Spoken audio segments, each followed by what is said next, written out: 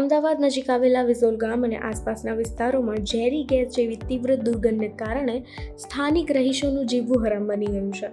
લાંબા સમયથી ઉઠેલી આ ગંભીર ફરિયાદ છતાં તંત્ર દ્વારા માત્ર કાગળ પર જ તપાસ ચલાવતી હોવાના આક્ષેપો ઉઠ્યા છે.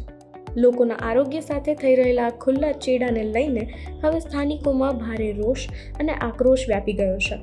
વિઝોલ અને તેની આજુબાજુના રહેણાંક વિસ્તારોમાં છેલ્લા ઘણા સમયથી રહસ્યમય અને ઝેરી ગેસ જેવી તીવ્ર દુર્ગંધ ફેલાઈ રહી છે અને આ ઝેરી ગેસના કારણે સ્થાનિક લોકોને શ્વાસ લેવામાં તકલીફ, છાતીમાં બળતરા અને ત્વચાના રોગો જેવી ગંભીર શારીરિક સમસ્યાઓનો સામનો કરવો પડી રહ્યો છે.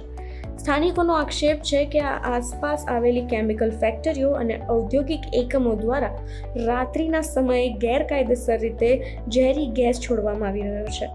સ્થાનિક રહીશો દ્વારા આ અંગે પ્રદૂષણ નિયંત્રણ બોર્ડ અને સ્થાનિક વહીવટી તંત્રને અનેકવાર લેખિત ફરિયાદો કરવામાં આવી છે, પરંતુ તંત્ર દ્વારા માત્ર તપાસના નામે ઔપચારિકતા પૂરી કરવામાં આવતી હોવાના આરોપ લાગી રહ્યા છે.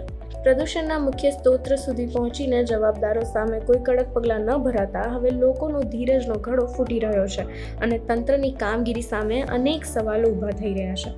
લોકોના જીવ સાથે રમત રમી રહેલા આ પ્રદૂષણ માફિયાઓ સામે હવે કડક કાર્યવાહીની માંગણીઓ બુલંદ બની છે. સ્થાનિકો અને પર્યાવરણ પ્રેમીઓ માંગ કરી રહ્યા છે કે આ મામલે સ્વતંત્ર અને પારદર્શક તપાસ કરવામાં આવે, સાથે જ હવા અને ગેસના સેમ્પલ લઈને વૈજ્ઞાનિક પરીક્ષણ જાહેર કરવામાં આવે.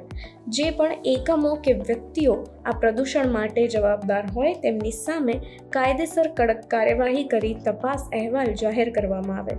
જન આરોગ્ય સાથે થઈ રહેલી આ ગંભીર બેદરકારી સામે હવે આરપારની લડાઈના એંધાણ દેખાઈ રહ્યા છે.